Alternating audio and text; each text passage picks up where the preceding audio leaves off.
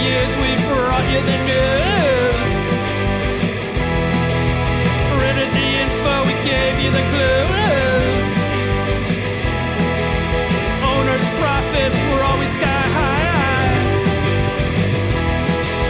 Changing market now threatens our lives. Hello. Welcome to Navel Gazing, the Valley Indy Podcast. My name is Eugene Driscoll. Today, my guest is Shelton Mayor Mark Lauretti.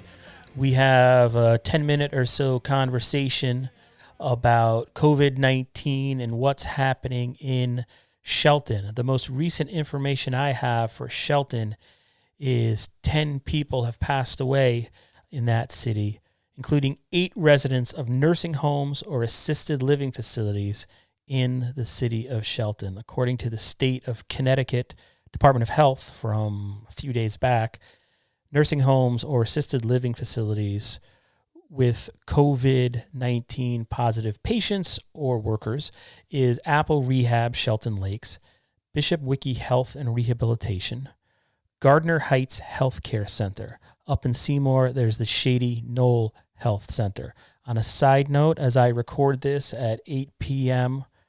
on April 6th, Kurt Miller, the first selectman of Seymour, posted on the Office of the First Selectman Facebook page a few hours ago that it is with great sadness that I announce the first death of a Seymour resident from COVID-19. Again, this is Kurt Miller of Seymour. Our thoughts and prayers go out to the resident's family during this very difficult time. This is incredibly sad news, but unfortunately, I don't believe this will be the last time that I will be doing this. Please continue to take all necessary precautions and follow established guidelines. We will get through this together, but we must continue to be diligent and work to keep ourselves and each other safe. May God bless each and every one of you. Now, I don't have additional information on the person that passed away in Seymour. If I get it, I'll share it with you. I don't know if I'll be able to get any additional information about the person who passed away in Seymour. So again, my guest in this episode is Shelton Mayor Mark Lauretti, and we do talk about in general what's happening in Shelton. But to be perfectly honest, the mayor threw me for a loop a little bit. He came at this from a different perspective than anybody I've interviewed thus far in the lower Naugatuck Valley. Also, I don't know Mayor Lauretti that well. I've never really covered Shelton, and I don't provide any regular coverage. So, but I do appreciate the fact that he called and talked to me and allowed me to tape record and broadcast it as a podcast. But the mayor's belief is that there's really no need for him to tell you the same thing that you're being told every day in terms of social distancing, washing your hands, whether you should be staying away from parks and basketball courts and the Riverwalk. His belief is that people have been told enough and they're going to do what they're going to do. Also, in terms of the nursing homes, he pointed out that's really the state Department of Health and a state jurisdiction, not necessarily the mayor of Shelton. So he's not in there or checking up on what's happening in the nursing homes, he said. But you can fast forward to that in a second. Okay, but just back to the nursing home situation in Shelton. I haven't seen any new data from the Naugatuck Valley Health District yet, so I'm going with data that's a few days old. And again, it was 10 deaths in Shelton. Now we have the one in Seymour. And back to Shelton, 8 of the people have passed away were residents of nursing home or assisted living facilities. So I reached out to the owners or operators or contact emails to the people who operate these facilities. And actually 2 people got back to me. Shady Knoll Health Center got back to me, and they asked for a little more time to answer my question. So when they answer, I'll add it, but to a story or something. But Beth Bemis, she is the Vice President of Marketing and Sales at United Methodist Homes, and they operate Bishop Wiki Health and Rehabilitation in Shelton, Wesley Village. They have a campus of facilities in Shelton. And she says to me, I asked a general question at first, and then I followed up with a more specific how many. I was trying to get an idea behind the numbers. What's going on in the nursing home? What are they doing to prevent this from spreading? Is it spreading? to get a little more insight. And it's tough to get that information because of HIPAA, and HIPAA only applies to people in the medical profession. So it can be a barrier for a reporter to get access. And Beth said that we've been advised due to HIPAA concerns not to disclose information regarding resident health or suspected virus cases. Rest assured that the health, safety, and well-being of all our residents and staff is our highest priority, and we are working with the best providers in the state to be proactive and provide care to those in need. I will be happy to share all the good news and ways we are helping our residents and team through the complexities of social distancing, as what we really need in this world now is good news. That was, again, Beth Bemis, the Vice President of Marketing and Sales of the United Methodist Homes. In addition, Beth said that the team at Wesley Village has been pulling together to help our residents deal with the many challenges presented by COVID-19, finding new ways to maintain connections with each other and their families. All are practicing social distancing and receiving meals in their apartments or rooms. We've had many special treats delivered door to door, including a traveling omelet station, ice cream sundaes, and hot chocolate. We have set up resident email accounts for families to write to each other and share photos and videos. We have had balcony, porch, and window visits. We launched a Wesley Village TV station last week with programming designed with input from our residents. We are working with students from Fairfield University and Quinnipiac University to connect them with residents via phone and FaceTime. The COVID crisis is creating a unique opportunity to connect the generations. Our nursing teams are working closely with Connecticut Department of Health and our preferred provider hospitals, Yale Health System, Griffin, Hartford Healthcare, to coordinate our response to COVID. In conjunction with the Department of Health, any suspected or confirmed cases of COVID have been case managed by our infection control team, medical director, and hospital partners. All have been very responsive in caring for those in need. Again, Beth Bemis, Vice President of Marketing and Sales, United Methodist Homes. Information I was trying to get was the governor of Connecticut, Ned Lamont, has been talking about moving nursing home patients who've tested positive for COVID-19 into one facility or sort of gathering people together. I don't know if that's happening in Shelton. It doesn't sound like it is, but I just wanted to read that. Okay, so now, without further ado, here is Shelton Mayor Mark Lauretti. So really the reason I was calling you was just to ask you, first of all, if there's any message you want to get out there to the people of Shelton regarding what's happening in the world today with the COVID-19 pandemic.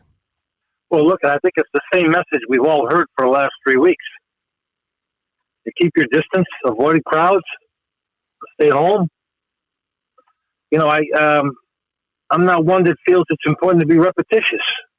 If I've got something meaningful or something new to add, then I will. How about, and I think for the most part, Americans are doing that. How about in terms of, the social distancing that you just mentioned? I was driving on Route 110 in Shelton to go on my way to a farm to get some food. And I noticed right outside downtown are a bunch of teenagers playing basketball. Is there anything, have you seen some of that, or is that a one-off? How do you think people in Shelton are doing with social distancing? Well, look, you're always going to have people that aren't going to comply. That's why we have police, and that's why we have military to police the world. There's nothing perfect about any of this stuff. Sometimes most people heed good advice. Some people don't. Have you had to personally get out of your car when you're driving around? Because I know you're always you're everywhere. Have you stopped and dispersed anybody, like younger people or anything like that? No, I have not. I haven't seen a lot of it, to be honest with you. Okay. I know that our trail system is pretty active, but people are walking with families. They're walking with their dog. They're walking with their partner. It's kind of like a mixed bag. I see a lot of people walking on sidewalks, on roads. So then, out of Shelton, we keep getting these daily reports from the state and the Naugatuck Valley Health District. And I haven't checked in a day or two, but last I checked, Shelton had just crossed the threshold in terms of more than 100 people have tested positive, and then 10 deaths, 8 of which were in nursing homes. In terms of and I'll let the first responders go by. In terms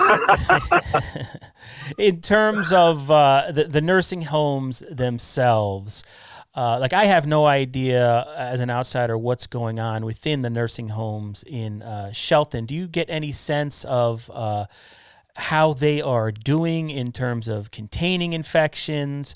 I know the state has just talked about moving people who are COVID positive out of nursing homes to other places. You have any sense of what's going on in that regard? Well, look at the issue in Shelton is certainly the assisted living facilities and the nursing homes, the convalescent homes. I mean, that's where all of the activity is, the vast majority of it. Okay. And so you know, we knew this going in. I think that part of the problem is that a lot of these nursing homes have patients that are very elderly, and some of their health is compromised. You know, once the infection is inside the building, I don't think that they have the medical resources to be able to deal with it. And I think that's the problem. But that's my sense of it. Have you talked to any of the nursing home operators or anything like that? What is the mayor's role when a pandemic hits your city and it's inside, you know, institutions where people are the most medically vulnerable? Well, it's not a role for the mayor.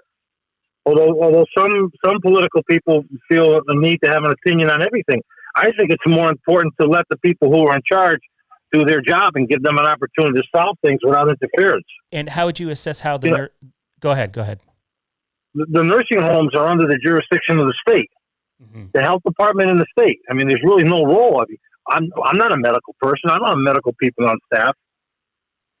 Have you has anybody reached out, or have you just checked in to see how they're? I mean, nobody has a nursing home owner come to you, an administrator come to you and said, "Hey, Mayor, look, we're having trouble with this," even though you're not the person in line in terms of jurisdiction. But what are you hearing? And I only ask you because I haven't heard. You know, that there's not a lot of talk going out to the press in terms of the nursing homes. Right. Why no one has contacted me other than the director for the Naugatuck Valley Health Department, who has given me updates as to what the state is doing or not doing. But I know state officials are on site and they have contact and dialogue with the nursing facilities all over the state, Shelton included. And, you know, you got to let them do their thing. It's a tough issue for them. There's no question about it. Yeah, so you haven't gotten any sense that the state's failing in their obligations or anything like that. I mean, the nursing homes seem to be dealing with it to the best of their ability, while maybe not going out every day and shouting about what they're doing specifically. You're not worried about that. Well, you know, of course you got to be worried about it, especially when you don't know exactly what they're doing or not doing. But you know, who am I to second guess them? Right. You know, I'm not medically trained. I don't know the health conditions of a lot of their patients. I know that some of them are in poor health to begin with, and when something like this hits, it becomes a contributing factor. Right. How about in terms of and not the sole cause of death? Right, exactly. Yeah, and I think that people are learning that in the last week or so, where you can have COVID-19, it attacks your lungs, you're not oxygenating well, and then you have a heart attack, and technically you've died of a heart attack, but it's COVID-19 is of course an underlying cause, and you might not have died had it not been for that. But what about in terms, Mayor, of every day we've heard the governor say, well, the transmission here has been New Rochelle, Westchester, you know, I mean, obviously New York City, then into Fairfield County. Is that what you felt here? But then again, I might be wrong because you said that a lot of it is concentrated in the nursing homes. But is this sort of the natural progression we felt from Westchester County, or is it something else? No, look, we're a very transient society, and I think that before that, our country had a handle on this thing. There were people that were already infected and already in different areas, and unfortunately, it's a little bit too late then. But it's a function of how we live our lives and the things that we do. You know, we're a very open society, and this is where we become very vulnerable.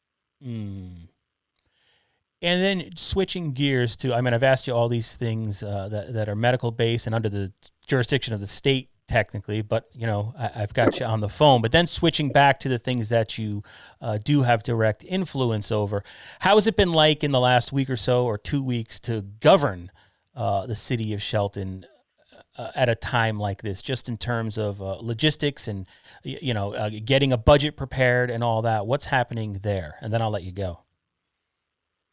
Well, the budget part is easy. The budget, after all these years, I do in my sleep. And quite honestly, we were ready to go before the virus took hold and everything got shut down. And then the governor pushed everything out 30 days. So, and that's fine. I mean, that's not an issue for me. It's just hard to conduct other services because, you have some employees that will tell you it's not safe and they don't want to come to work. And and then you have other people who come and do what they need to do. The foot traffic is way down, so we reduced the hours of operation. So we've made some adjustments. And then in terms of the Shelton Herald had a story, a police officer contracted COVID-19. How is that police officer doing? Is he or she back on the job? I believe that the police officer was released to come back to duty on the 8th of April. And have you heard of anybody else within the department? Because obviously you get it in one place. Others might have it. Have you heard anything else from the police department there? I know that's an issue in like New York City, but how is Shelton doing in that respect? Well, we suspected that there might be a few other officers who were infected, but we haven't had that confirmation yet. Okay. And then in terms of emergency responders, I know there's been an outpouring of support, whether it be people dropping off pizza or bringing masks and whatnot to Shelton and other places to help out the emergency responders. What's it look like in Shelton on the front lines there?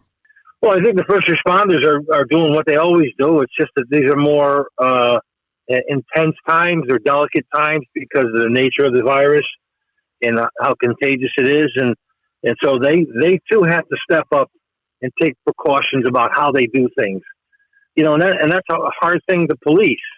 There are so many compromising situations, and they, again, personal responsibility would require them to do certain things. And I think for the most part, they are doing those things. Right. All right, Mayor Lauretti. Those are all my questions. I just wanted to check in and see if there's anything you wanted, to say to the public. Yeah, one last point I'd like to make. I think a lot of people are under the interpretation that the government is going to be all end all for them, and that's a fallacy. That's not true. A lot of people's fates are really determined by how they handle things, and then there's a percentage of the population that that's where government needs to focus on and protect their interests. So, people are going to sit around and think that government's going to solve everything. I would beg to differ with that.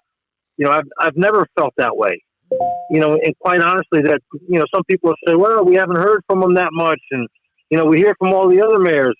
Well, I don't think it's good to be repetitious. I think after some point in time, people start to tone you out, and I don't want to be in that situation. When I have something to say publicly, I want it to be meaningful.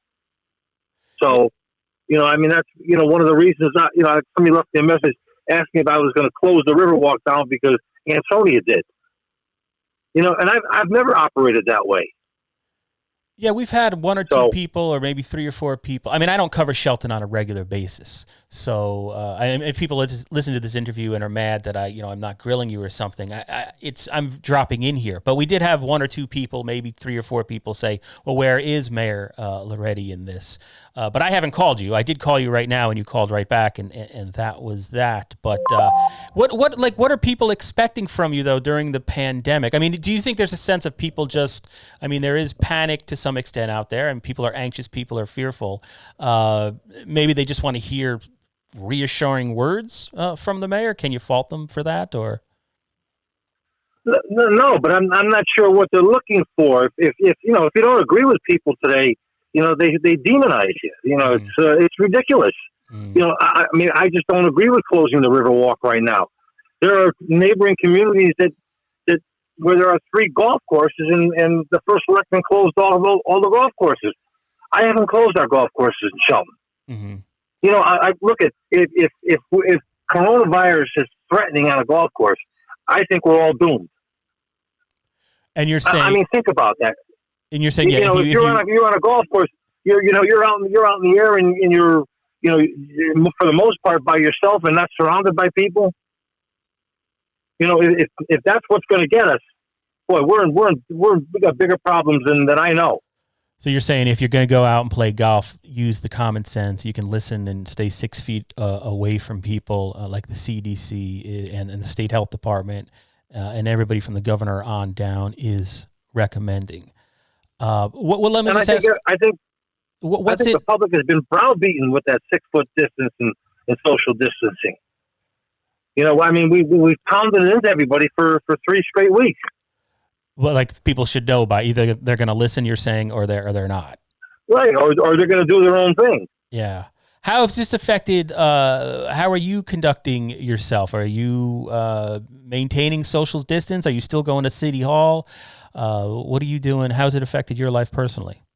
Look, I've got things that I've got to get done every day, and I'm out in the field, and I'm at City Hall, and I have meetings.